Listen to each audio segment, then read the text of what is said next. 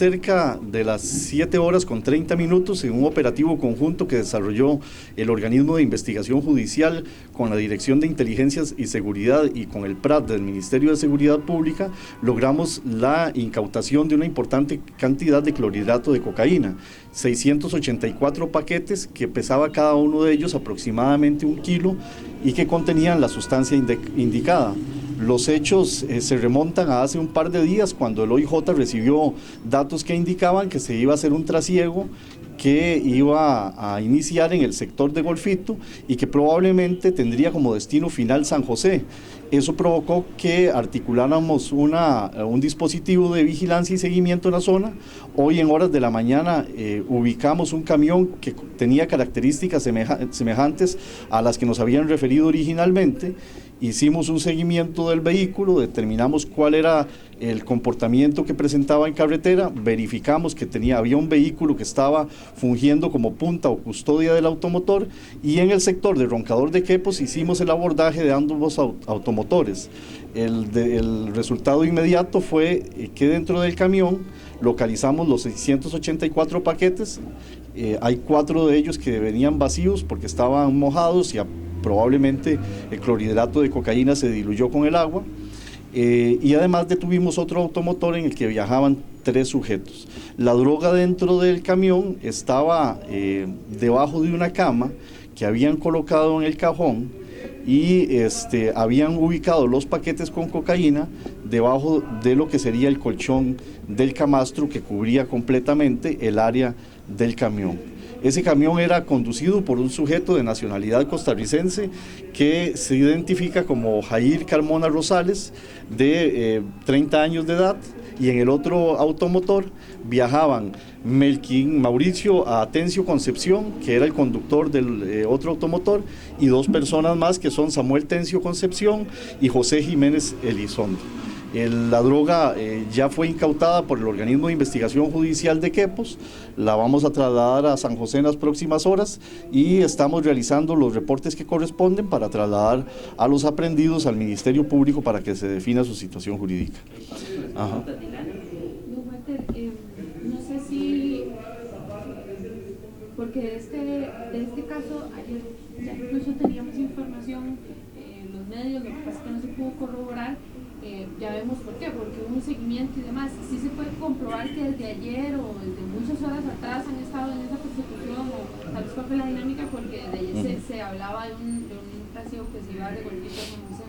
Los datos los recibimos hace 2 días y desde entonces hemos estado en la zona realizando vigilancias a efectos de lograr ubicar y localizar un camión que presentase las características que originalmente nos habían brindado. Eso sucedió hoy en horas de la mañana. Esta droga viene del sector de Los Mogos, del área de Sierpe, Osa, y hicimos el seguimiento y tomamos la decisión de hacer la incautación, el abordaje y el decomiso en el área de Roncador. Pero sí ya teníamos datos anteriores, y como es una zona de difícil vigilancia, pues habíamos utilizado también a la Dirección de Inteligencia y Seguridad y al PRAT, que es del Programa Regional Antidrogas del Ministerio de Seguridad Pública. Álvaro Sánchez, igual que apreciou usted que parte de la droga venía mojada, ¿podría haber alguna relación con el sumergible? Eso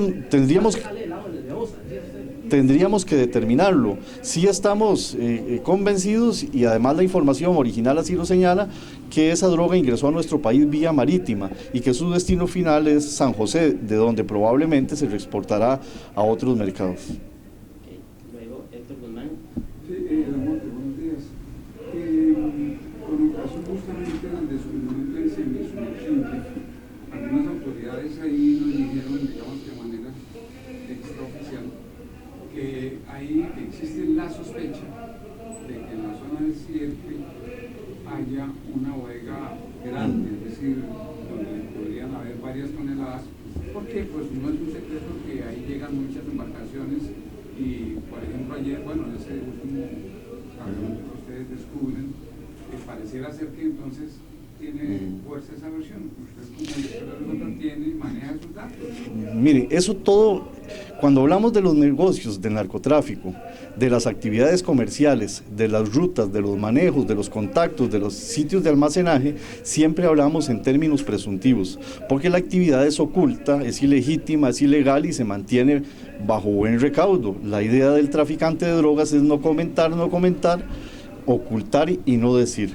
Entonces, cuando decimos este tema relacionado con Sierpe, lo que nosotros podemos dar como dato objetivo es lo que la razonabilidad y la ciencia nos puedan señalar.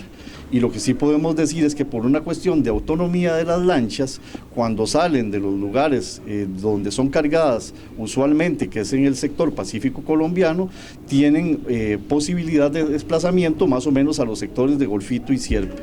Eso provoca de manera necesaria que en esta área tenga que haber lo que nosotros denominamos como refuleo y que a partir de ahí prosigan con el transporte hacia países que sirven luego para catapultarlo a los sitios de consumo.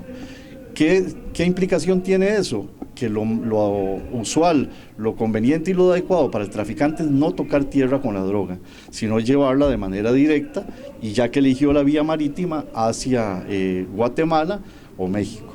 Y entonces, digamos, como les señalo, yo no sé si las otras fuentes suyas tienen datos firmes sobre eso, pero el organismo de investigación judicial no.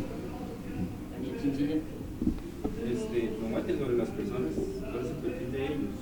¿Cómo fue la dinámica de abordar el camión? Si ya estaba guardado en alguna bodega. No, iba en vía pública, en Roncador. Fue un abordaje tranquilo. Como les señalo, esto acaba de suceder, fue a las 7:30, hará 3 horas más o menos que sucedió y no hemos todavía ahondado en el perfil de las personas y eso pues evidentemente tendremos que hacerlo luego cuando hagamos los estudios de quiénes son los propietarios registrales de los vehículos, quiénes son los sujetos que viajaban, dónde vivían, con quién se contactaban, cuáles eran los medios de comunicación que usaban, lo que es protocolariamente usual en estos casos. ¿Tienen antecedentes? Y por ahora eso queda pendiente, Marco, de indicárselos, que es el dato que no tengo en ese momento. Tal vez por ese mismo lado, digamos, no sé si luego de estos 2 días de investigaciones, esas personas lograron determinar si pertenecen a alguna organización nacional o internacional, ¿qué dicen esas investigaciones? Cuando nosotros recibimos el dato no tiene referente subjetivo, no tiene ninguna denominación, simplemente nos dicen de un trasiego. Eso significa que no sabíamos quiénes eran las personas que iban a llevar la droga y no podemos hacer ninguna adscripción a ningún grupo delictivo precisamente por esa circunstancia. Yo quería consultarle, claramente se ve que evidentemente los agentes de la están trabajando, vemos este caso, vemos la cuestión de los homicidios. ¿Hay alguna preocupación suya en el sentido de atraso en investigaciones en las diferentes secciones a raíz de la huelga? ¿Qué nos puede contar un poco al respecto? ¿De qué manera se ha perjudicado, digamos, en cuanto al trabajo en sí? En general, el organismo de investigación judicial se mantiene realizando las actividades útiles, urgentes, necesarias y esenciales. Lo que sucede es que por el giro propio de nuestra actividad, casi todo tiene esas características y entonces la atención se ha mantenido no al 100%, pero sí digamos en niveles más que aceptables y razonables. Se han levantado cuerpos, se han revisado sitios, se han hecho detenciones, hemos trasladado detenidos, hemos participado en audiencias cuando nos lo han requerido, continuamos dando protección a funcionarios, estamos haciendo las diligencias que corresponden porque la prueba hay que levantarla de inmediato y si nosotros dejamos que transcurra el tiempo, pues puede haber una afectación a los casos o a los procesos. En la esencia de actividad del policía está el interés de que las cosas salgan bien y que los casos tengan resultado positivo y eso pues ha sido un aliciente para continuar ejecutando labores sin perjuicio de que hayan participado también en las actividades de naturaleza laboral que están relacionadas con la vindicación de sus derechos, pero sí digamos hay un cumplimiento razonable.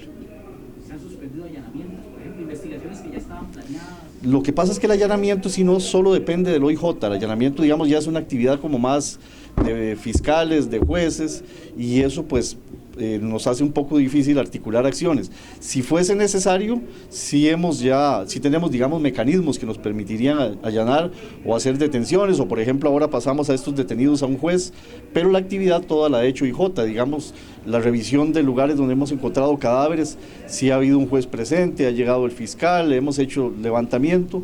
En general, digamos, nosotros estamos operando. Y ya mi última, usted como jerarca de OIJ está haciendo alguna mediación con los magistrados para tratar de llegar a una buena solución. Lo que sucede es que esta huelga es del Poder Judicial, no es del OIJ. Y los jerarcas del Poder Judicial son los señores magistrados y a ellos les corresponderá tomar las decisiones más difíciles del tema. Incluso entiendo que en ese momento están reunidos para asumir algunas determinaciones importantes que obviamente afectarán al OIJ, pero eso es un tema que escapa de nuestras posibilidades, don Álvaro. Finalizamos con Fernando Prado. Sumando a las preguntas que está haciendo mi colega, así como principalmente cuáles serían los servicios que sí se están brindando, más importantes, y cuáles sí se están viendo afectados. Porque vemos gente que tal vez llega a poner una denuncia ahorita afuera y dice que no puede. Vea, denuncias nosotros estamos recibiendo en casos que tienen alguna particularidad, en asuntos de abuso sexual, en temas relacionados con adultos mayores, violencia doméstica, y muchísimos tópicos que tienen, digamos, alguna característica particular. La asignación de casos pues también está funcionando, hay alguna afectación de naturaleza administrativa en temas, digamos, de pronto estadísticos o en el armado de los legajos, cuestiones de esa naturaleza, pero la atención se mantiene dentro de lo razonable y dentro de lo posible. Obviamente, como les señalaba, pues también hay participación en el movimiento huelguístico, pero la policía no puede dejar de operar y entonces en general sí estamos trabajando. ¿Ustedes no podrían decir que se está afectando las investigaciones por la huelga? Evidentemente va a haber un retraso, ¿verdad? Eso es obvio, y eso afectará a todo el sistema, no solo al penal, al civil, al comercial, al contencioso administrativo, pero el OIJ no ha dejado de trabajar. Incluso está abierto en todo el país, está recibiendo denuncias, atendiendo casos, haciendo vigilancias, pagando viáticos, porque nosotros no podemos detenernos.